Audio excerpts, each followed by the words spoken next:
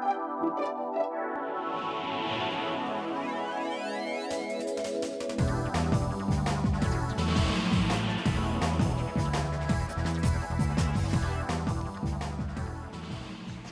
las 7:57 minutos de la mañana. Seguimos con más de Entre Noticias. @EntreNoticiasGB es nuestra cuenta en Instagram. Vamos de inmediato a iniciar con las entrevistas. La doctora María Belisa Baldó, ella es oftalmólogo, especialista en retina y vítreo. Su cuenta, Maribeli62. Maribeli62, la va a tener allí en pantalla. Quisimos invitarla para tratar de este tema, patologías frecuentes en retina, cómo detectarlas, cómo además movernos a buscar una solución rápida. Claro. Porque a veces uno se va descuidando y resulta que ya las consecuencias son mucho mayores. Vamos a recordar que @EntreNoticiasGB está disponible para que usted realice cualquier pregunta. Gracias, doctora, por estar aquí. Bienvenida. Muchísimas gracias por la invitación. La verdad es que la retina, o sea, el hecho de que el paciente esté consultando frecuentemente o por lo menos una vez al año a su médico tratante es importante, porque nosotros con eso podemos hacer prevención de muchas cosas que si se dejan pasar el paciente no va nunca a saber que está evolucionando algo que puede ser tratado a tiempo, ¿no? Principalmente el abordaje del día de hoy era la retinopatía diabética como tal, porque la diabetes es una enfermedad endémica. La verdad es que es algo que está atacando a la población mundial de una forma verdaderamente devastadora. Hay dos tipos de diabetes: la diabetes tipo 1, que generalmente es una respuesta inmune del cuerpo contra las células pancreáticas y se detecta bastante rápidamente, generalmente en etapas tempranas de la vida, porque el paciente tiene unas crisis con hiperglicemias sumamente elevadas y ahí el paciente se da cuenta muy rápidamente que está enfermo. La que está tratándose con más dificultades es la diabetes tipo 2, porque el paciente generalmente puede pasar mucho tiempo con la enfermedad y no saber que la tiene. Y esto sí es verdad que se convierte en un problema de salud pública, porque ya cuando el paciente llega al consultorio llega con unas etapas muy avanzadas de la enfermedad. Ya es como tarde, ¿no? Sí, señor. Los dos tipos, la segunda tipo de diabetes que te dije está muy ligado a problemas más que todo metabólicos y obesidad e hipertensión. Entonces son una serie de condiciones alrededor del paciente que se pueden tratar mucho más fácilmente si el paciente consulta al médico, y la enfermedad va a responder mucho mejor en este aspecto, ¿no? Nosotros normalmente aconsejamos que el paciente debe ir una vez, como te dije anteriormente, al año a chequearse. ¿Y realmente lo cumplimos? No. No, ¿verdad, doctora? No. ¿Por qué caemos en ese error? Bueno, porque la gente cuando se siente bien, la verdad es que no piensa que le puede pasar nada. Esa es la verdad. La gente está bien, se siente contento, y no. Cuando ya la gente comienza a tomar conciencia de que algo está pasando, ya muchas veces lo que uno encuentra no es tan fácilmente tratable como si el paciente hubiese acudido en otra condición. Y eso es algo realmente dramático, porque son cosas que pudiésemos... La diabetes es una de las enfermedades que causa pérdida visual en un alto porcentaje de la población cuando se deja evolucionar hacia etapas cuando no se atiende a tiempo, ¿no? Y es algo que uno realmente ve con preocupación, porque pudiésemos estar evitando que el paciente quede seriamente lesionado visualmente y, bueno, es algo que pudiese ser tranquilamente tratable si el paciente... Antes de continuar avanzando en lo que es la retinopatía diabética, ajá, primero yo le preguntaba, yo le hablaba del tema de las enfermedades que tenían que ver con la retina, pero quería preguntarle cómo es la estructura de una retina, para que nuestra audiencia también claro, se informe. Bueno, la retina, digamos que es... la tenemos en láminas, sí, de la que usted mandó. Había una lámina que... A ver, la primera, la segunda, la tercera, ya la va a ver bueno, aquí. Este es un esquema del ojo. Aquí vemos la parte que ves a la izquierda, es la parte anterior del ojo, está la córnea, está el cristalino, que es, digamos, que el lente que hace el enfoque de los rayos que entran al ojo a las estructuras que ya son la retina, que es la porción que ves aquí en la parte posterior o en la parte final, donde ya los rayos son enfocados, son captadas la imagen a través de la parte neurológica y son llevadas a través del nervio óptico por la vía óptica a la corteza cerebral posterior, que es la parte occipital, que es la que te capta ya y te procesa la imagen como tal. Si pasamos a la próxima lámina, creo que tengo una más. Esto ya sería la estructura de la retina como tal. Ese pedacito que tú ves allí tan pequeño cuadradito, que está el aquí nervio este óptico, cuadradito. está ampliado en esta zona acá. Y esto digamos que es la red de transmisores nerviosos donde el rayo entra, pasa a través de una serie de células que van a llevar finalmente la información a los receptores de la retina, que la van a llevar a través de la acumulación de todas esas fibras nerviosas al nervio óptico y es el que va finalmente a llevar toda esa imagen a ser procesada en la parte occipital de la retina. Si pasamos otra lámina, que creo que tengo por allí, el ojo sano se ve normalmente como el fondo del ojo, lo ves como el examen consiste en dilatación de la pupila. Pues. Uno ahí tiene está, que ojo sano. abrir el iris del paciente, asomarse a través de una serie de drogas como midriáticos, etcétera. Estas drogas nos ayudan a nosotros a poder ver todos los detalles anatómicos que están en la retina. Y cuando uno comienza a ver esta serie de cambios, si bien allá se ve bastante, allá es normal el ojo, aquí van a ver una serie de cambios que nosotros somos los que estamos tratando de captar a tiempo. Estos serían aneurismas, que son dilataciones de los vasos, exudados, que son cuando el vaso ya no está competente y comienza a dejar salir una serie de sustancias que están en su interior y no debe dejar salir al exterior. Ellas se acumulan en los espacios de la retina y comienzan a producir todas estas hemorragias y exudados, que son los que nos van a comenzar a dar a nosotros una idea de qué patología es la que puede estar en curso allí. Si pasamos otra, bueno, aquí más o menos volvemos a lo mismo. Entonces, por ejemplo, en retinopatía diabética tenemos, como los daños generalmente son progresivos y a mayor tiempo de enfermedad, mayor cantidad de alteraciones se pueden comenzar a detectar en el ojo, es muy florida la cantidad de alteraciones que podemos ver. Desde las etapas más tempranas, que son muy leves, se llaman microneurismas y son pequeños punticos en la retina que pueden ser fácilmente diagnosticados, tratados y contenidos, hasta ya formación de nuevos vasos que se llaman neovascularización, que ya eso nos indica que la enfermedad ha llegado a un curso, a un momento tal en el cual ya está muy cerca de comenzar a producir alteraciones catastróficas que pueden alterar seriamente la calidad visual del paciente.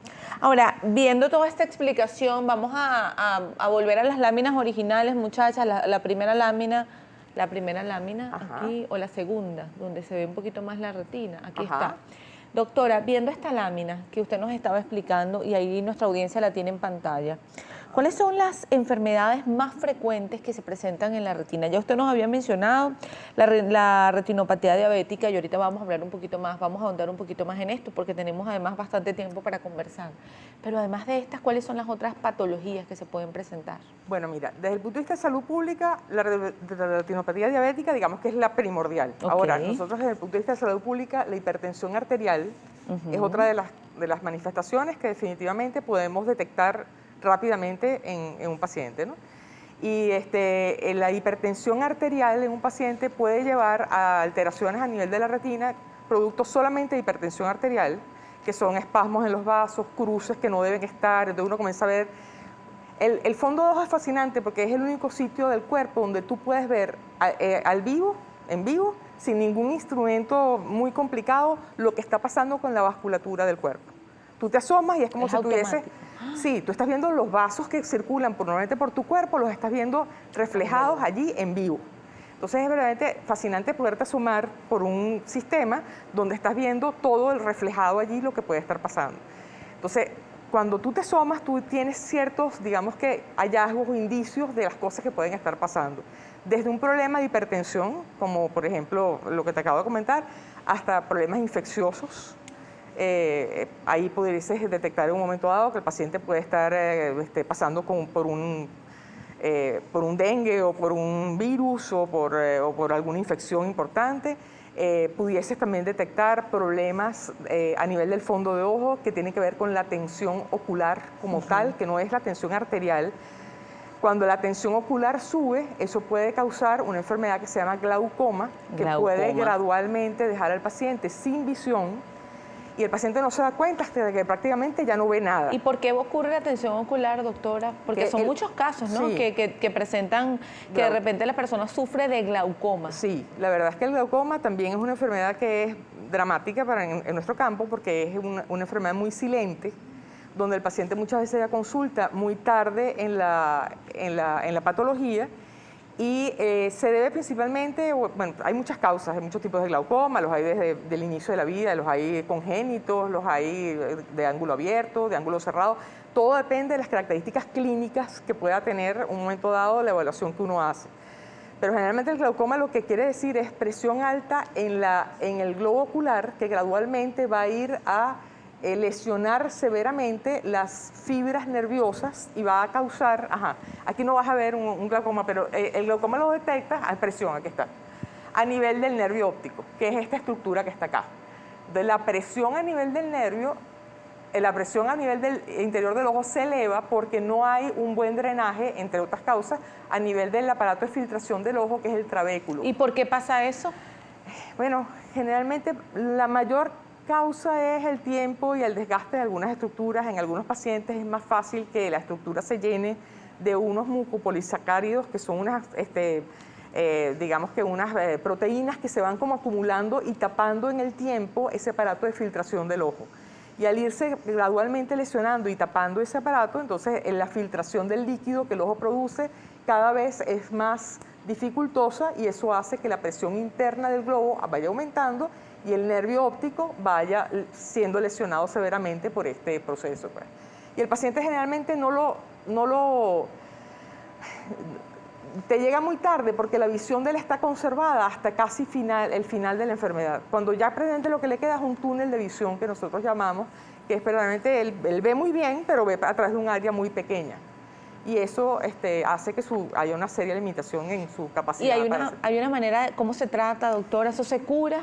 El glaucoma sí se detecta a tiempo y uno comienza a ver que hay cambios importantes a nivel de la estructura del nervio. Bueno, generalmente hay tres formas para diagnosticarlo. Una es documentando que la presión intraocular está elevada, que eso lo hacemos en el consultorio a través de un aparato que se llama tonómetro.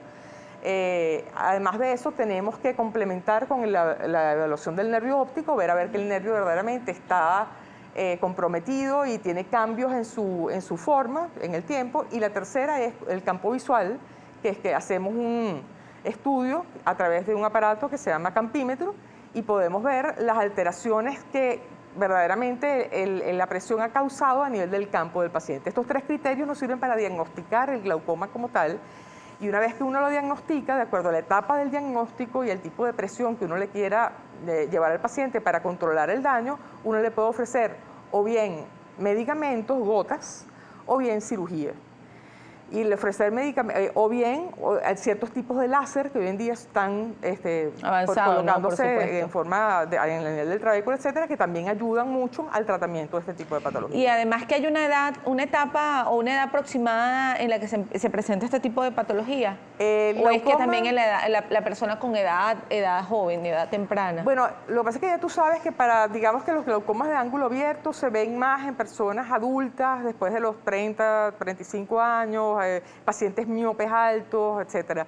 Hay glaucomas congénitos que vienen por defectos a nivel del niño cuando nace, y el niño puede nacer ya con un glaucoma. Entonces eso es el ojo gradualmente, con la presión tan alta que tiene y las estructuras elásticas del niño, el ojo comienza a crecer más rápido de lo normal, las córneas se agrandan y eso se llama buftalmo en nuestro término, y son ojos que parecen como de buey, son ojos muy grandes, porque el glaucoma lo que hace es que la estructura se expanda y tú ves los niñitos con los ojitos grandísimos. Ese es el glaucoma congénito. Y hay un tipo de glaucoma que se llama por cierre angular, que se ve más o menos también en etapas medias de la vida, entre los 40 a 60 años, puede ser antes o después, pero más o menos el pico puede ser allí. Y es porque las estructuras del ojo comienzan a ser muy, muy pequeñas, se tapan bruscamente y la presión sube muy rápidamente. Y eso hace que el paciente tenga mucho dolor. Ese es el único glaucoma que verdaderamente cursa con un dolor sumamente agudo cuando aparece. Tiene que ser tratado muy rápido porque si no el paciente queda ciego inmediatamente. 8:16 minutos. Gracias por seguir allí junto a nosotros, amigos. Seguimos conversando con la doctora María Belisa Baldó, oftalmólogo. Ella es especialista en retina y vítreo. Vamos a ir respondiendo algunas preguntas que la audiencia hace y bueno, la doctora irá canalizando con sus respuestas cuál es la mejor recomendación que ella puede dar para que usted acuda a los distintos especialistas de las distintas patologías. Claro. Lo dije bien, ¿verdad, perfecto, doctora? Perfecto. Gracias, gracias. Doctora, la cuenta de la doctora Maribeli62, Maribeli62. Teníamos ahí lo tiene en pantalla, teníamos como pregunta pendiente la retinopatía diabética. ¿Qué la causa, doctora? ¿El diagnóstico, el tratamiento? Bueno, la diabetes como tal, como ya más o menos debemos saber, hablamos al inicio. Exactamente, es la incapacidad, digamos que del páncreas del paciente de producir suficiente insulina para que el azúcar, que normalmente está en sangre, pueda ingresar a los tejidos y ser aprovechada metabólicamente en las funciones que cumple el cuerpo.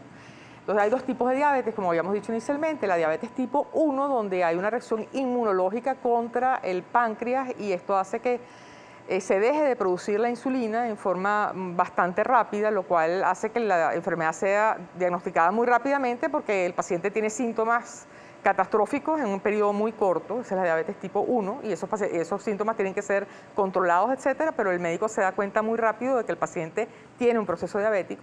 Y la diabetes tipo 2, que es una diabetes donde el paciente está produciendo insulina, pero la misma no es suficientemente eficiente como para llevar la cantidad de azúcar que está en el torrente sanguíneo a los tejidos. Entonces se mantienen cantidades altas de azúcar en el tejido que van gradualmente intoxicando las estructuras del paciente y van enfermándolo en forma crónica o gradual. Se recomienda que el paciente que tiene, por supuesto, el de diabetes tipo 1, el médico lo va a captar muy rápido porque al tener un fallo tan brusco del procesamiento de la insulina con el azúcar, el paciente va a llegar al médico muy rápido. Pero la diabetes tipo 2, no, la diabetes tipo 2 puede tener tiempo andando, tiempo de evolución, hasta que el paciente finalmente llega a tener suficientes síntomas como para acudir al médico. Por eso, desde el punto de vista oftalmológico, nosotros recomendamos el paciente que tiene una diabetes tipo 1 debe ser visto en el periodo de 5 años por el oftalmólogo, 5 años después de que comienzan sus síntomas de diabetes, porque normalmente cuando se le diagnostica el paciente tiene una retina muy sana y no va a tener cambios en ese momento. Los cambios comienzan a aparecer de acuerdo al control que tenga, más o menos a los 5 años del diagnóstico. Al contrario de la diabetes tipo 2, donde como no sabemos dónde comenzaron en realidad los síntomas del paciente, la enfermedad del paciente, en el momento en que la misma es diagnosticada, el paciente tiene que ser referido a un oftalmólogo, porque ya en ese momento ya el paciente puede tener alteraciones muy importantes que pueden poner en riesgo su salud visual. ¿Me decías? No, le quería decir además, son tratamientos que los médicos, los especialistas van a aplicar tratamientos que ayuden a como una buena calidad de vida, porque al final no termina curándose. Exactamente. Bueno, desde el punto de vista de diabetes tipo 1, el requerimiento de colocar insulina como terapéutica es mandatorio. El paciente no está produciendo insulina y hay que indicarle insulina para el tratamiento de su diabetes. Aparte de eso, hay una serie de recomendaciones para los dos grupos que yo voy a dar, pero en la diabetes, por ejemplo, en la diabetes tipo 2, la cosa es diferente, porque en la diabetes tipo 2 el paciente está produciendo insulina, pero a veces no es suficiente, y en esos pacientes entonces es que se recomienda el uso de hipoglicemiantes orales, que son pastillas que se le da al paciente para ayudarlo a controlar su nivel de glicemia. En los dos grupos es importantísimo acudir a un buen nutricionista para que pueda orientar al paciente en forma adecuada de qué comer y cuándo comer. La idea no es que el paciente se tenga que quitar todo, la idea es que el paciente tiene que aprender a comer y qué combinar en qué momentos, porque los alimentos tienen una propiedad que se llama el índice glicémico y ese índice glicémico va a ser más elevado en unas condiciones que en otras y con ciertos alimentos diferentes a otros. Y eso es lo que puede hacer que haya fluctuaciones en los valores de azúcar a lo largo del día que pueden en un momento dado hacer que la patología que él tiene sea peor. Eso por un lado. Y el ejercicio es la otra gran herramienta que tenemos. El ejercicio en un paciente que tiene diabetes es verdaderamente una panacea porque ayuda a que el paciente procese mejor las cantidades de azúcar que tiene en sangre y las metabolice mejor. Entonces, el hecho de que el paciente aprenda que debe hacer ejercicio en forma regular nos ayuda mucho al control de la enfermedad. Aparte de la parte de lo que te estoy hablando, de la parte médica, ¿no? Sí, claro, de lo que nosotros estamos hablando. Si el paciente tiene un buen control nutricional y tiene un buen esquema de ejercicio, el paciente generalmente se controla mucho mejor en el tiempo. Escribe Raimundo Villasmil, doctora, por favor pregunte, ¿en qué grado se regenera la retinopatía diabética? Si es que se regenera. ¿En qué grado se regenera? Bueno, nosotros podemos, si hay un buen control, vuelvo y te repito, un buen control metabólico y estamos tomando los daños que el paciente tiene en la retina en una etapa no muy avanzada, podemos prácticamente revertir todas las anomalías que encontramos. Es decir, la diabetes tiene varios clasificación en varios estadios, desde un estadio leve, un estadio moderado, avanzado y avanzado de alto riesgo desde el punto de vista ocular, ¿no? Oftalmológico. Si nosotros tomamos al paciente en un estadio leve o moderado, podemos hasta revertir totalmente los signos que encontramos de enfermedad con un buen tratamiento y con un seguimiento en el tiempo serio, ¿no? Si el paciente ya llega con alteraciones de etapa severa o avanzada, generalmente allí sí tenemos que recurrir a una serie de actos médicos que van a hacer que podamos ir deteniendo la patología, más no revertir lo que ya encontramos en el fondo de ojo. Ya esos pacientes que tienen daños severos necesitan muchas veces, hay que o plantearles cirugía o plantearles la colocación de fotocoagulación. La fotocoagulación es digamos, dentro de la parte quirúrgica, la realizamos con láser y está destinada a colocar quemaduras de láser en la retina del paciente. Creo que había una lámina por allí. Vuélvenos a poner las láminas, por favor. Eso lo hacemos con un tipo de láser de 540 nanómetros y eso generalmente lo que va a producir son quemaduras a nivel del fondo de ojo del paciente para disminuir los requerimientos de oxigenación de ciertas áreas que ya de por sí están muy bajas en oxigenación. Entonces, al nosotros quemar eso, bajan los requerimientos de oxigenación en esa zona y logramos que el paciente responda mejor a todos los tratamientos que le podemos ofrecer. Colocamos a través de una lámpara de hendidura un rayo de láser que va a producir quemaduras en ciertas zonas de la retina que nosotros tenemos, digamos que ya vistas donde debemos colocar eso. Eso destruye tejido, el láser destruye.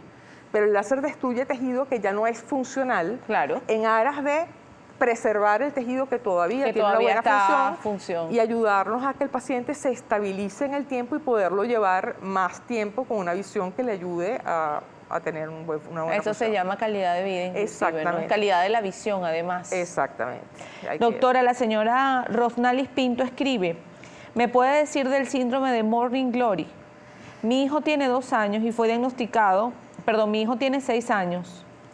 Fue diagnosticado hace 2 años y me dijeron que no tiene cura. ¿Puedes explicar un poco la patología, por favor? Sí, el Morning Glory es un síndrome que se presenta por una alteración en la formación del globo ocular. O sea, el globo ocular, cuando el paciente está en el periodo embrionario, tiene una serie de estructuras que van cerrándose y van formándose, y cuando en el Morning Glory lo que pasa es que esas estructuras a nivel del nervio óptico no se terminan de sellar o cerrar en forma normal. Y entonces el nervio óptico es un nervio óptico que lo llamamos como displásico, es un nervio óptico que está totalmente anómalo. Cuando uno se asoma no ve la estructura normal como normalmente la ves en un paciente, que tienes definido el borde del disco óptico, tienes definidos los vasos bien. No, esto es un nervio que parece como si fuese como un casquete vacío, blanco y con vasos que salen en forma anómala a los lados. Por eso es que no tiene cura, porque es una malformación del cierre de las estructuras primarias del globo ocular en su formación. Triunfadora 33 escribe, dile a la doctora que mi hija nació con un leucoma, en una manchita blanca en el ojo. A Dios gracias, no tapa su visión, pero causa miopía. Que me explique si se puede operar. Bueno, ahorita en el próximo segmento que tienes, creo que viene la doctora Benavides contigo, que es una súper especialista en esa área. En el asunto, ¿verdad? En el asunto. Vamos a darle a ella que también. Allá está la doctora, Sí, ya está, ya gracias. ella te va a orientar al respecto. Adriana, porque además es importante, qué buena esta aclaratoria, porque usted es especialista la parte de en retina y vitrio. Exactamente. Pero, por ejemplo, aquí hay una persona que escribió que le explique qué es la uveitis, por ejemplo, ¿qué es la uveitis? ¿Usted lo trata? Sí, bueno, lo que pasa es que nosotros dentro de algo tan pequeño como el globo ocular tenemos muchas áreas digamos que de especialidad, ¿no? Parece mentira que un órgano tan chiquito tenga pero tiene tanto poder. Gente. Sí, la uveitis como tal es una inflamación, más que todo se presenta en las capas que nutren el globo ocular. Entonces, generalmente comienza por una inflamación de la coroides, que es la capa nutricia del ojo, y esa puede gradualmente también afectar la parte neurológica, la retina como tal. Entonces nosotros como especialistas en retina vemos muchos casos de uveitis, que son inflamaciones del tejido uveal del ojo, del tejido que nutre la retina, y eso, de acuerdo a lo que veamos, si es algo infeccioso de entrada, ya tú puedes de entrada comenzar a tratarlo, pero generalmente hay una especialidad que es el uveólogo, que él, si es algo que viene de origen inmunológico, tiene que estudiar al paciente desde el punto de vista sistémico y saber exactamente qué área está más afectada para poder ofrecerle el tipo de tratamiento adecuado. Hay uveitis que vienen relacionadas, por ejemplo, con lupus, hay uveitis que vienen relacionadas con artritis, hay uveitis que vienen relacionadas con infecciones. Entonces es un mundo verdaderamente difícil de tratar porque los medicamentos muchas veces son difíciles de conseguir y el armamento primario que usamos generalmente son esteroides. Los esteroides ayudan mucho en gotas. Cuando el esteroide en gota inicialmente no calma la patología, ya comenzamos a entrar en una serie de investigaciones y estudios que se le mandan al paciente para tratar de llegar a las causas y muchas veces nos quedamos con diagnósticos de que no sabemos exactamente qué es lo que está causando el problema. Muchas horas con el celular, jugando con el celular, viendo películas o con este contacto de celular, ¿es dañino? Bueno, desde el punto de vista que se te desgaste la estructura del globo ocular, no está probado que eso sea así. Ahora, desde el punto de vista que te cause cansancio visual porque estás haciendo un uso extremo del recurso del enfoque a una distancia muy, muy cercana, sí. ¿Y el cansancio visual tiene una consecuencia? La consecuencia generalmente son dolores de cabeza, el paciente se puede quejar de eso, de que tiene resequedad ocular, tiene dolor de cabeza, tiene malestar visual, tiene que parpadear mucho más frecuentemente porque se le resecan los ojos, entonces no ve las cosas, se le pierden de repente los detalles de lo que está viendo. Esas cosas pueden suceder cuando el paciente usa mucho. Por aquí hay una pregunta, ya vamos a ir a la pausa, dice Omaira Pérez. Veo basuritas negras que son muy fastidiosas, hay momentos que las veo más. ¿A qué se deberá? Bueno, eso sí viene directamente a mí. El ojo está lleno en su porción posterior, detrás del cristalino, de una gelatina que se llama vitrio. Ajá. El vitrio llena la cavidad entre el cristalino y la retina, que es la parte neurológica que les mostraba previamente. Ajá, todo lo que es esa parte rojiza que ustedes ven allí, eso en realidad está lleno de una gelatina transparente, con una estructura definida que es como si fuese un andamio con fibras de colágeno que se llama vitrio. Cuando el paciente es muy joven, ese vitrio es como muy elástico y muy tenso, está en una situación muy tensa. Cuando gradualmente comenzamos a tener mayor edad, el vitrio comienza a hacerse más laxo y esas fibras comienzan a colapsar y a concentrarse unas con otras. Y esa concentración de fibritas comienza a... el paciente que es muy acucioso comienza a notar que se comienzan como a formar pequeñas peloticas que flotan y las puede contar incluso y las puede definir en forma y todo, porque son como si fuesen pequeños grumos que se están formando en ese gel que llena el ojo en la parte posterior. Los ves más cuando ves una superficie clara, blanca. Allí los reflejas con mucha facilidad porque es como que si los pudieras definir mejor. Evita dice, por favor, me gustaría saber con la doctora qué se debe una picazón en los ojos a cada momento, me duele cuando me lo rasco y es primera vez que me sucede. Bueno, hoy en día estamos sometidos a muchos procesos de alergia y resequedad ocular también. Y esas alergias y resequedades oculares pueden causar un desbalance en la producción de la lágrima y de los elementos que forman la lágrima, que son la grasa y el moco. Eso puede causar una irritación de los bordes de los párpados y el paciente entonces tiene, por la misma resequedad y sensación, y por la misma alergia, sensación de que le arde y le pica y le molesta mucho el borde del párpado. Habría que examinar, a ver, hay otras veces que es por infección también, puede haber algún tipo de infección, pero lo más frecuente es eso. Seguimos con más, conversando con la doctora María Belisa Baldó, para quien preguntaba, ¿no es la cuenta? Sí, sí es la cuenta, la que tenemos en pantalla, búsquela otra vez. Maribeli 62, Maribeli 62, búsquenla por allí la doctora, pero la doctora dice que también responde mucho por Twitter y es la misma cuenta, @Maribeli 62, en Twitter como en Instagram, ahí está disponible. Otra patología de la retina, ya vamos a seguir contestando preguntas desde la audiencia, es el desgarro de la retina. ¿Por qué ocurre esto, doctora? O el desprendimiento, mejor dicho. El desprendimiento de retina.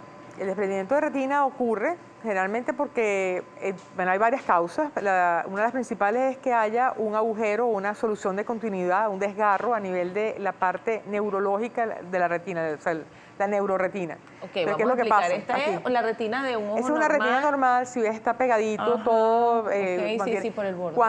Cuando tú ves que sucede, que se acumula líquido entre la retina y la capa que está posterior al epitelio pigmentario, allí es que hay una solución de continuidad, un agujerito, que permite que pase vitrio líquido a través del agujero y separe la capa neurológica de la retina de la capa que la nutre, que es la coroides. Entonces, la retina se comienza a despegar gradualmente, como si fuese un papel, se va despegando y eso hace que el paciente vaya perdiendo capacidad visual, porque los receptores, que son los que llevan la imagen a través del nervio óptico al cerebro, están totalmente separados de su nutrición y eso hace que no tengas imagen en la zona donde está desprendida. Y así, si hay una persona con desprendimiento de retina, ¿uno lo puede evidenciar? ¿Hay alguna característica? Sí, el paciente generalmente primero tiene algunos síntomas que le pueden indicar que se le puede estar desprendiendo la retina. Ajá, ¿cuáles son? Es importante que el paciente acuda al médico cuando sienta eso y que no los deje pasar como si fuese algo de que, ay, pasó y ya. No, generalmente cuando el paciente está viendo chispazos de luz en forma regular e intensos cuando ve hacia alguna posición. Es decir, yo volteo a la derecha y aparece un fogonazo.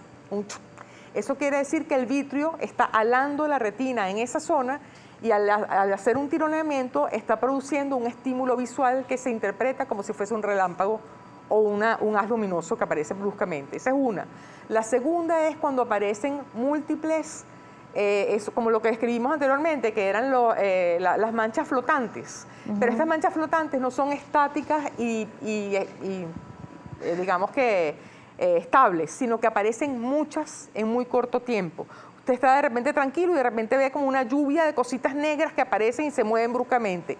Eso también tiene que ir rápidamente a ser visto porque generalmente es la interpretación médica de que se rompió un vasito en la retina y al romperse un vaso entran glóbulos rojos a la parte vítrea y están todos dispersos y el paciente lo que ve es que se nubló y se rompió la retina en alguna zona.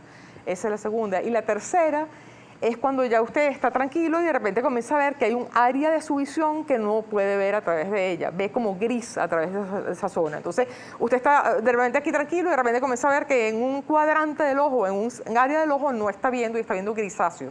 Eso quiere decir que hay líquido detrás de la retina. ¿Y es frecuente esto? Eso es muy frecuente, eso digamos que es una de las cosas que más se trata en patología de retina. ¿Y usualmente ocurre en personas en una edad promedio? Generalmente eso puede ocurrir, los pacientes que están más predispuestos a esto son pacientes, por ejemplo, miopes altos.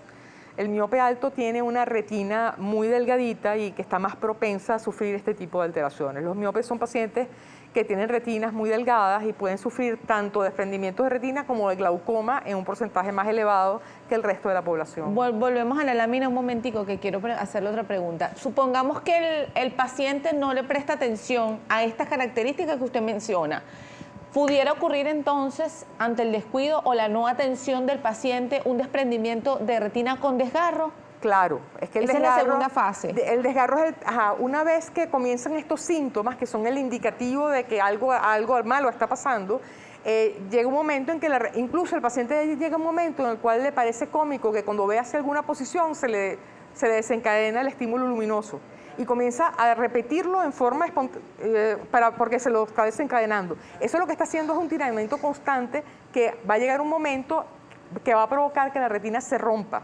Cuando la retina se rompe, comienza a entrar el líquido que está en la cavidad vítrea por el agujero que se formó o el desgarro y va a gradualmente, de acuerdo a la gravedad y a la ubicación del desgarro, a ir desprendiendo y separando la capa neurológica del ojo de su parte nutricional. ¿Y cómo me curo de eso si es que me puedo curar? Entonces hay dos formas generalmente que nosotros, uno, si el paciente llega con un desgarro pero la retina todavía no se ha desprendido, es decir, todavía no hay líquido debajo de la neuroretina, como en esta la parte aquí, en esta zona acá, está el desgarro pero todavía no ha entrado líquido allí.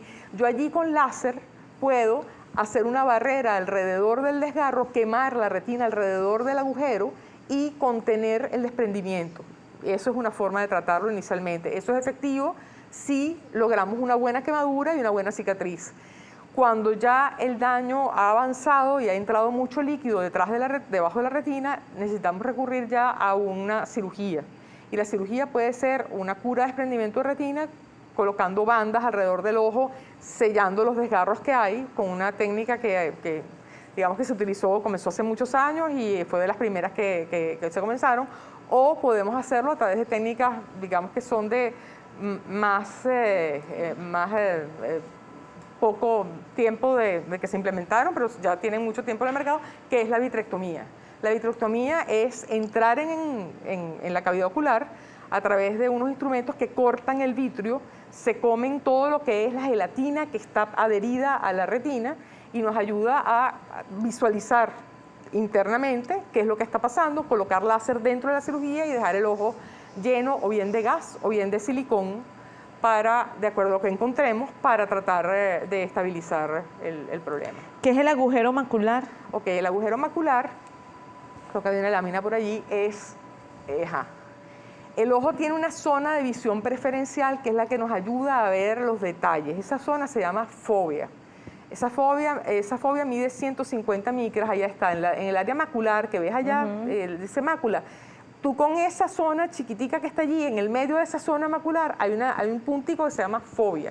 Esa fóvea te ayuda a poder insertar una aguja. Allí es donde tienes los receptores que te dan, digamos que la discriminación máxima de detalle. Por muchas razones que bueno, hay, desde traumáticas hasta degenerativas, hasta alteración de las fuerzas que hay entre el vitrio y la retina, gradualmente esa fóvea se puede ver sometida a una serie de fuerzas que hacen que se vaya desgarrando y rasgando. Y llega un momento en que a nivel de la fóvea se forma un agujero macular, o sea, es como un agujero en otro lado de la retina, pero es en el área de mejor visión. Y lo vemos aquí a su lado, ahí. Ajá.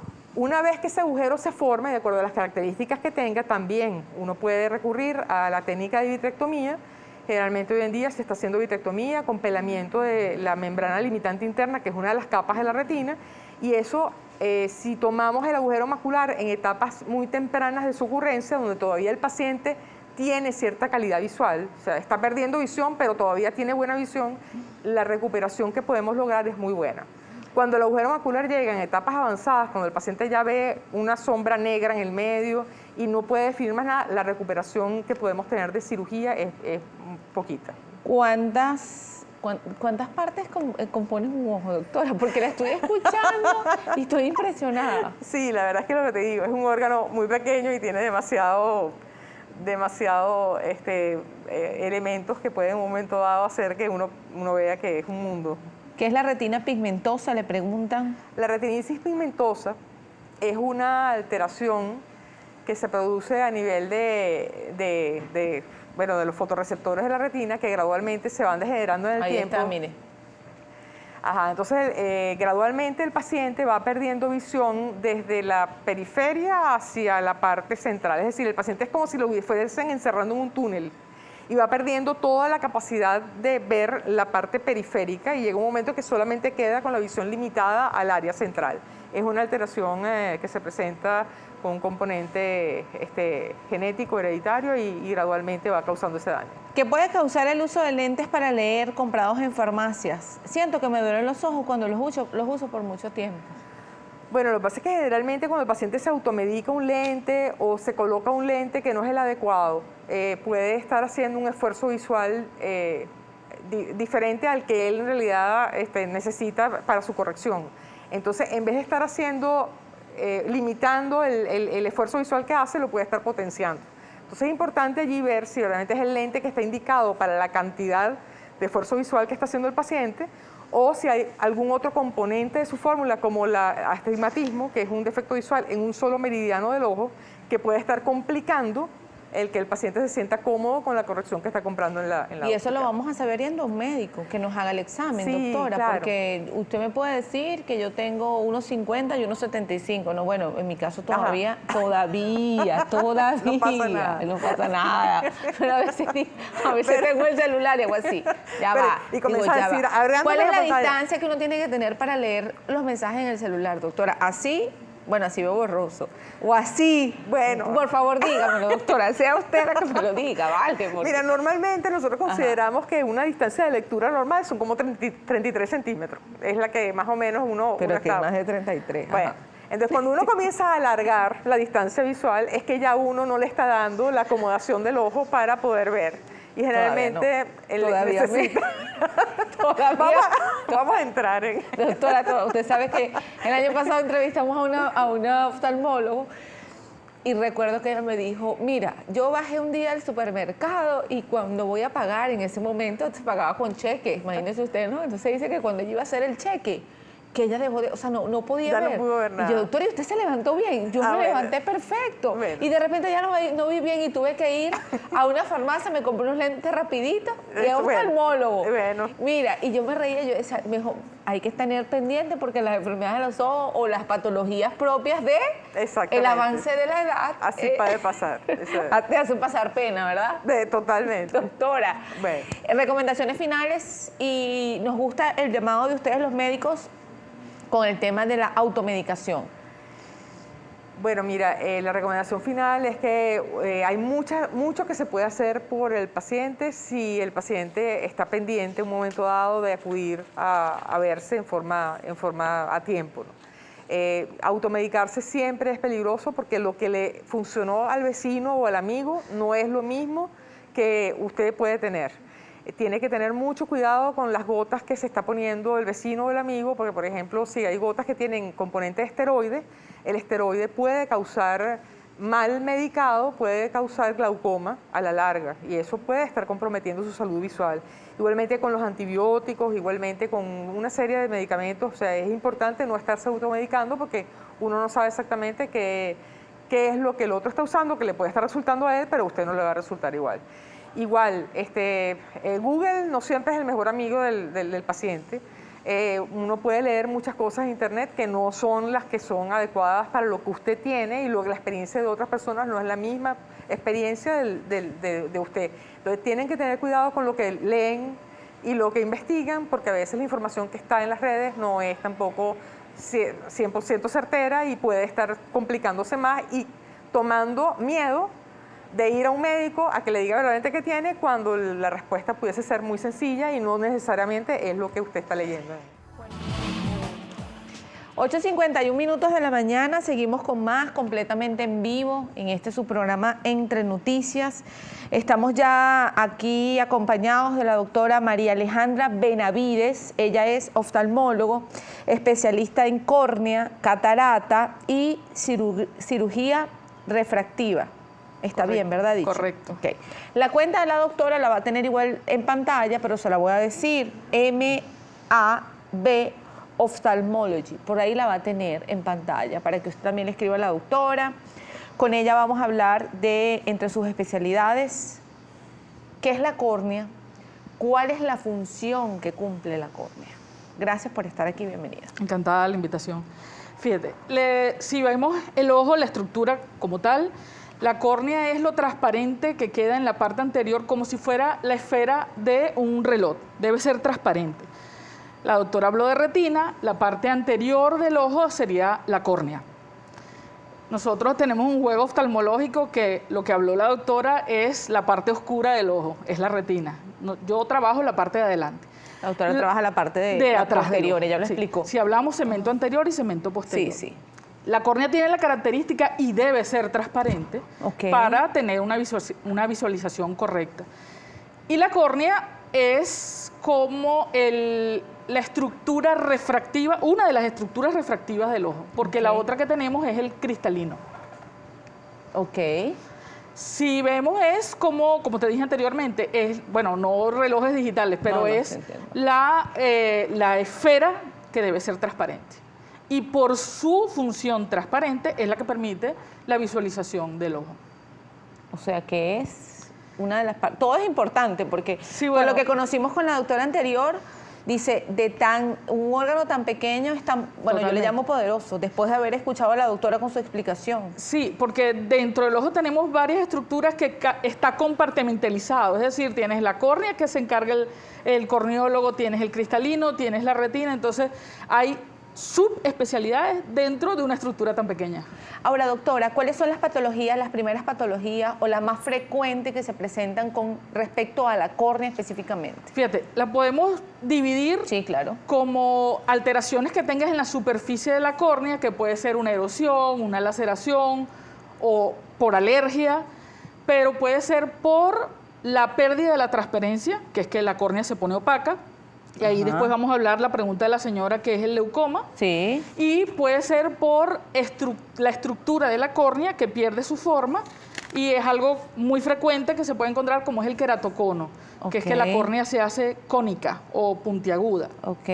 Y bueno, existen distrofias y degeneraciones corneales, que eso sí es otra gran patología que existe, que es más frecuente, lo que podríamos encontrar es la distrofia, y ahí hablaríamos, por ejemplo, una de las más frecuentes, que es la distrofia corneal de Fuchs, que es que tiene una cantidad de células disminuida del paciente y la córnea se va poniendo opaca y terminan haciéndose un trasplante de córnea. ¿Por qué se da la pérdida de la transparencia? Es que dependiendo de la patología, porque tú puedes tener por un traumatismo, un golpe, hiciste una opacidad. Eso es una cicatriz. El leucoma es una cicatriz que hizo la córnea y se puso opaca. Puede ser por golpe, como te dije, puede ser por esta alteración, una distrofia, o que hicieron una cirugía de catarata y el paciente tenía una poca cantidad de células, o fue una cirugía difícil, complicada, y la córnea se pone opaca. Y entonces esa es una queratopatía bulosa. Se pierde su transparencia. ¿Cuál es la forma de tratarla, doctora? Dependiendo, fíjate, si vemos, podemos tener un esquema de la córnea. Mario, el esquema de la córnea. Que la córnea tiene varias capas. Se le describen 5 o 6 capas. Pero tienes de la más externa a la más interna, tú puedes tener un daño en cada una de ellas. Puedes tener daño en el epitelio. Entonces, fíjate tú, aún dividimos más la subespecialidad dentro de la córnea, porque puede ser en el epitelio, puede ser en la boma, el grosor completo de la córnea, que es el estroma, y el endotelio, y la córnea es como si fuera una bomba de achique, saca y mete agua, saca y mete agua. Entonces, la cantidad de agua que entra la puede sacar por la condición que tiene el endotelio de esas células, y entonces por eso es que se mantiene transparente. En cualquier daño de una de ellas ocurre la opacidad, dependiendo cuál es la que está alterada, ¿no? Trasplante de córnea, dependiendo donde esté. Se puede dar. Sí, pero va a variar el trasplante, porque puede ser o más anterior o más posterior. Es decir, donde esté el daño de la opacidad. Entonces tú puedes hacer un trasplante hasta un límite o solo el endotelio, que es la capa que esté dañada. Ahora, ¿quiénes presentan con más frecuencia alguna patología con respecto a la córnea específicamente? Bueno, lo que pasa es que fíjate, en jóvenes tú puedes encontrar más por un traumatismo o puede ser un queratocono. Ahí vamos a una de las que yo te dividí, que es la opacidad de la córnea por la estructura corneal. Y entonces el queratocono. El queratocono, no existe el término como tal, pero la córnea es como una red bien trenzada. Ajá. Y cuando ella se empieza a desentresar, Ahí es está, decir, doctora, ahí la tiene. la córnea empieza a protruirse y va perdiendo esa unión que tienen las células. Y entonces se hace cónica, se protruye. ¿Qué puede ocurrir? Que entra líquido a través de la córnea y se produce una cicatriz. Entonces, el paciente tiene una cicatriz por queratocono. Traumatismo sería la otra. En jóvenes, estamos hablando en jóvenes. Y bueno, que haya hecho una patología infecciosa, porque también la córnea puede estar afectada por infección, por bacterias, por hongos, por virus. Pacientes usuarios de lentes de contacto, que valga el momento, sí, no aproveche. es el mejor momento para usar un lente de contacto en estos momentos de COVID. Importante que haga. Sí, porque si ya de por sí es importante la manipulación, tú ves mucho paciente que te llega, se toca tapabocas, se toca cara, y no es el mejor momento para usar un lente de contacto, a menos que sea extremadamente meticuloso, ¿no? Pero no es lo ideal en estos momentos. Qué bueno. Entonces, por infección. Por infección. Por uso de lente de contacto, uso de por traumatismo, ejemplo. infección. En jóvenes es muy frecuente sobreinfección, usuarios de lentes de contacto, que hagan úlceras bacterianas. Entonces, claro, ya esto es un proceso más complejo, ¿no?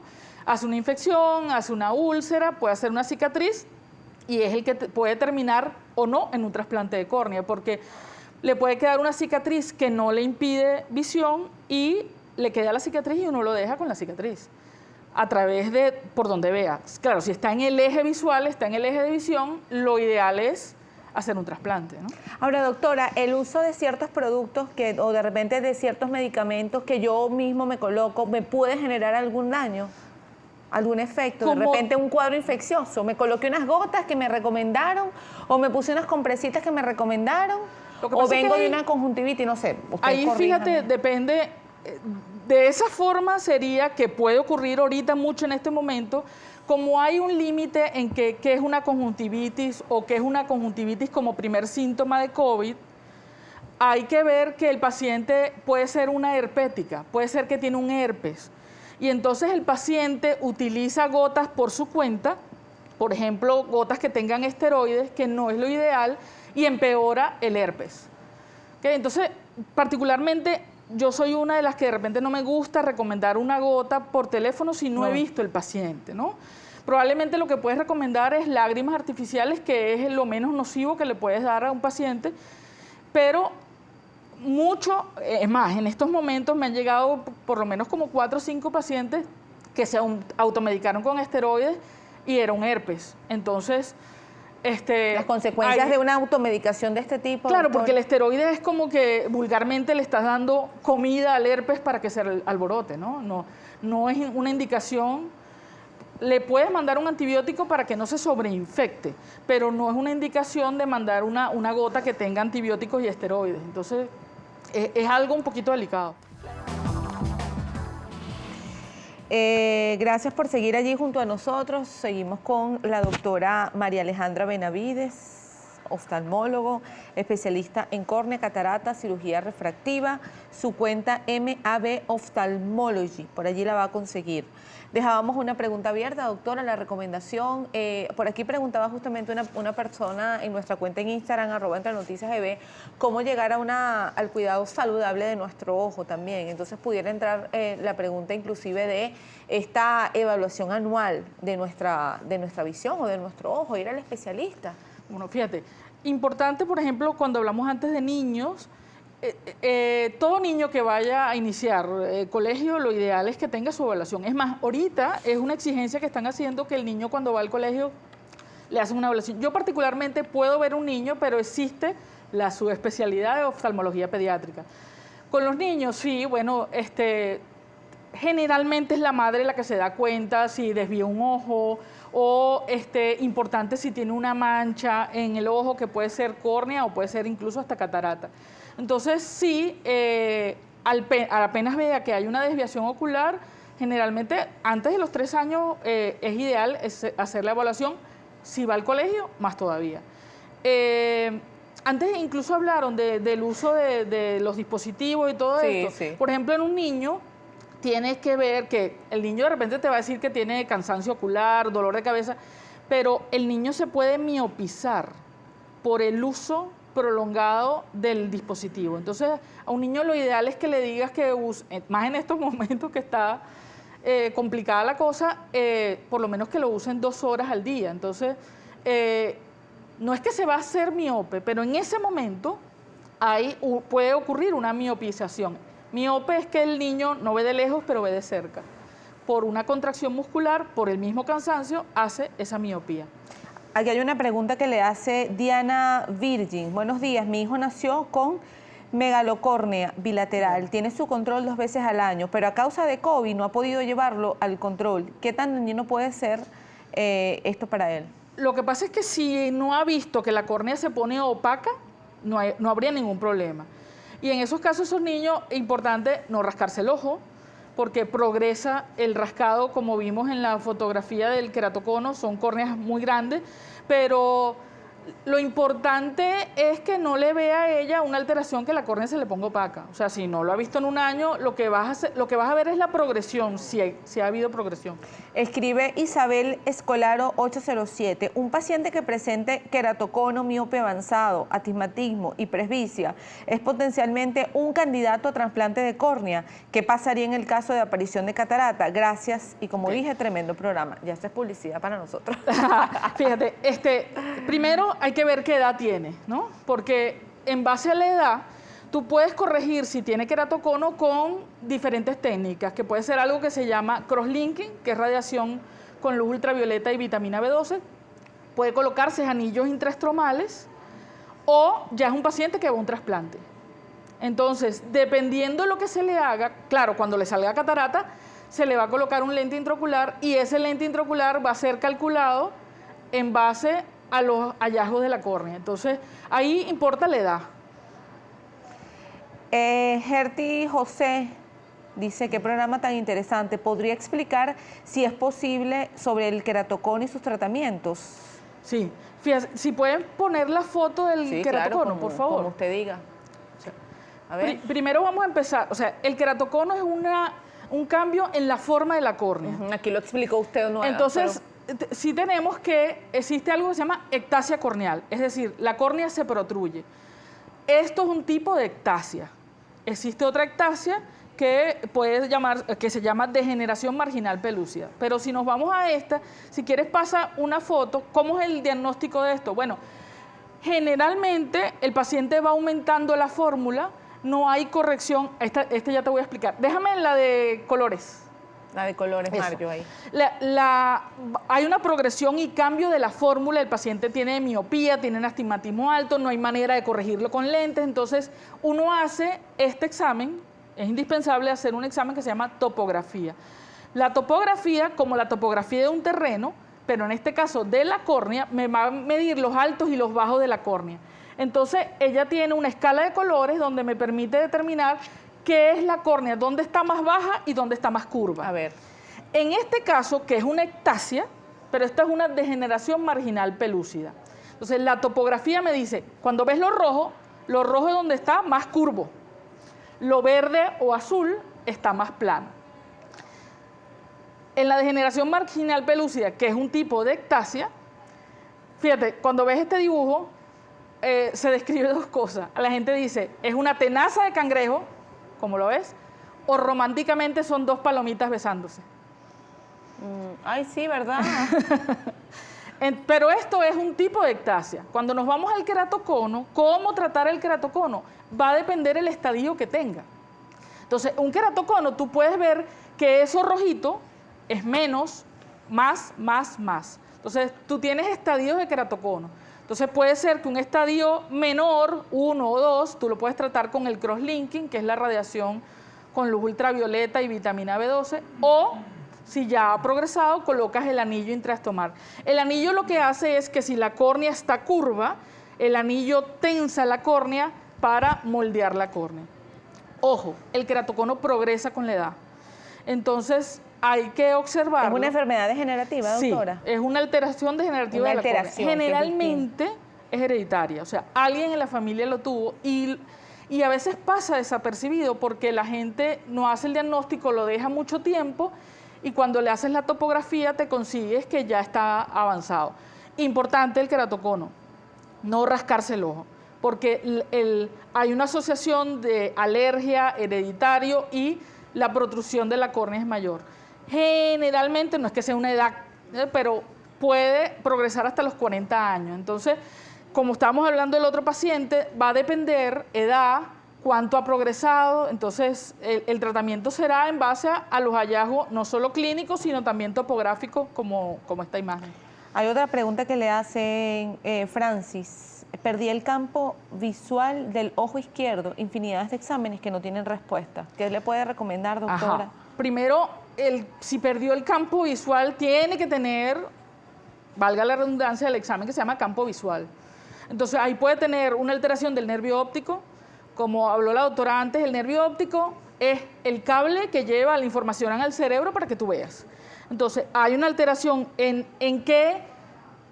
dónde está la alteración? Puede ser en el trayecto de todo ese nervio óptico. Entonces, claro, habría que examinar, tendría que tener un campo visual y probablemente pérdida de campo visual incluso puede ser una alteración que tenga en retina y daña el nervio óptico y tuvo esa pérdida. Escribe Jabones Artesanal. A mi hijo le dio hepatitis A y le quedaron los ojos amarillos y opacos, ya no brillan. No es el ojo, es la conjuntiva. O sea, fíjate, claro, es el ojo, pero el ojo tiene varias estructuras. Sí. Entonces, la estructura de afuera es la esclera y la esclera está recubierta por la conjuntiva. Entonces, lo que se le puede ver amarillo es la esclera que está cubierta por la conjuntiva. Más la córnea debería estar transparente, porque por hepatitis no debería ponerse opaca la córnea. Natalia Carrillo, CR27. Mi pregunta es, ¿por qué aparecen auras o se ven estrellas o colores en los ojos que opacan la visión y casi siempre vienen con dolores de cabeza? Claro, pero eso es, ahí vamos a la doctora anterior. No es mi especialidad, no, pero claro. Sí, claro. Lo que ocurre es que el paciente, eso es algo que le anuncia al paciente que va a tener, eso generalmente es en pacientes jaquecosos. Entonces, le anuncia, el aura es la manifestación que le anuncia que el dolor de cabeza le va a venir. Triunfadora 33, por favor, hable del leucoma. Mi hija nació con una manchita, le produce astigmatismo, no obstruye su visión, gracias a Dios. Cambia con el desarrollo, tiene 9 años de edad. ¿Se puede operar?, le pregunta. Fíjate, en niños pueden encontrarse problemas que están asociados al segmento anterior junto con glaucoma. Entonces hay anomalías congénitas, nació con eso, y ese leucoma, oye, si no le está afectando visión todavía, no, es mejor no tocar. No tocar. Claro, porque uno en un niño espera, a menos que haya pérdida visual, tienes que hacer el trasplante.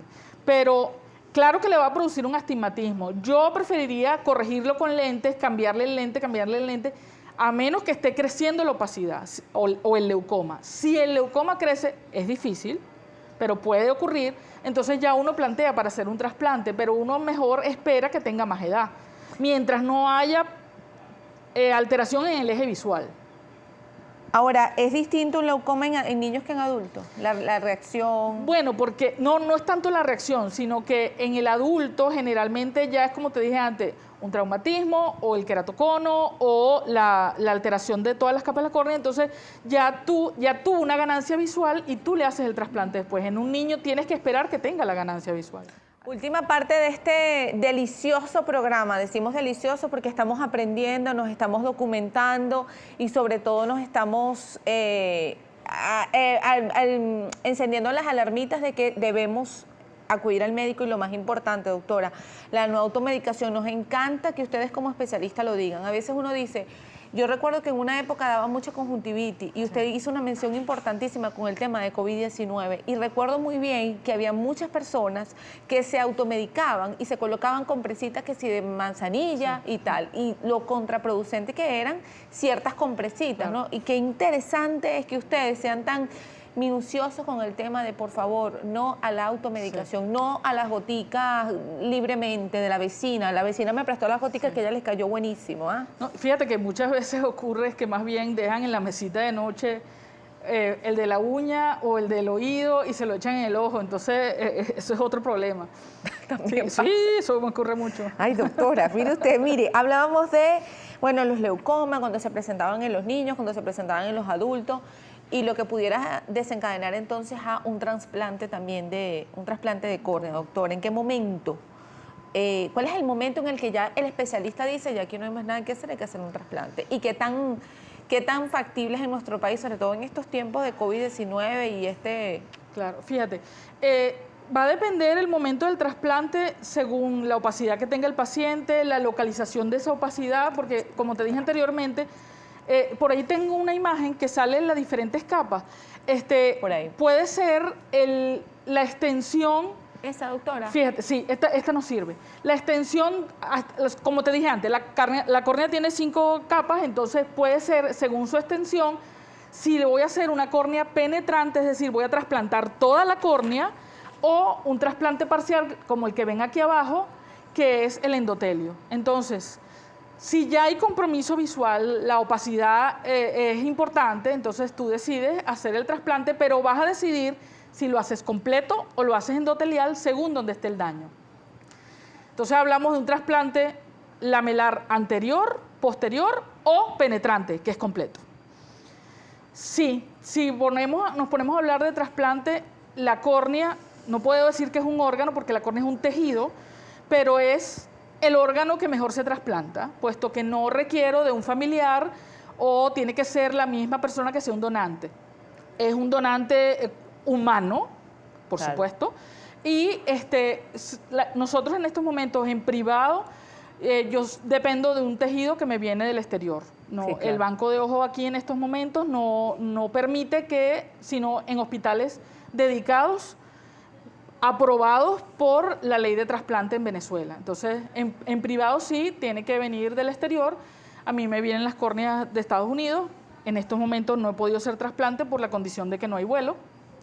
Y lo ideal es hacer un trasplante por lo menos en unos 4 o 5 días una vez que llega la córnea. ¿Y el tema de la recuperación, doctora? Dependiendo el que hiciste, el penetrante sí es más largo porque en el penetrante tomas puntos, generalmente, ¿cuántos puntos se toman? Los que se necesiten, pero pueden ser 20, 30 puntos y esos puntos se empiezan a quitar más o menos a los 6, 7 meses. Cuando es el endotelial, que es la capa interna, ahí no tomas puntos, pero colocas aire para que pegue la córnea y la recuperación visual es más o menos un mes. Pero yo soy una de las que digo que el paciente que se hace un trasplante conmigo se casa conmigo, es lo ideal. El paciente tiene que tener seguimiento, porque aunque es el tejido o el órgano que mejor se trasplanta, requiere de seguimiento. Entonces, todos podemos hacer un trasplante, pero lo importante es hacerle el seguimiento al paciente por la parte inmunológica, que puede haber o una falla de la córnea o un rechazo de la córnea. Entonces, eso... ¿Por qué puedo rechazar una córnea? Bueno, el rechazo es porque el paciente inmunológicamente está comprometido y ¿qué ocurre? El cuerpo no reconoce la córnea como que es de él. Entonces, pero se trata con esteroides y mientras más rápido lo trates, el rechazo lo reviertes más fácil. Claro, claro, es mucho Una más. falla, pusiste la córnea y la córnea no funcionó. Eso es otra cosa, pero depende de pacientes. Hay pacientes que pueden tener un trasplante, 2 trasplantes, 3 trasplantes. Entonces ya es un paciente de alto riesgo. Y es un paciente que tienes que manejar sistémicamente con un inmunólogo. Y por eso es tan importante acudir al especialista del área del ojo que debo tratar, porque lo aclaraba la doctora María Belisa en el segmento anterior. Yo soy de retina, otra especialista es córnea, o sea, yo no puedo ir obviamente ustedes estudian todas las partes del ojo, ¿no? Pero cada quien se especializa en función de una técnica, vamos a llamarle así, o de un área del ojo. De un área del ojo. Lo importante es que cuando yo vaya al médico, y lo digo para nuestra audiencia, doctora, que nos está escuchando en este momento, que de repente si va un especialista, yo le decía a la doctora en el segmento anterior, durante el corte, hay oftalmólogos tipo médico general, o sea, que te hacen una evaluación en general y luego te remiten a un especialista. Es lo importante que nosotros tengamos la información absolutamente clara. Sí, a veces el paciente no lo entiende, pero es importante eso, de que mire, tiene un desprendimiento de retina, no lo manejo yo necesito que la vea otro especialista. Entonces,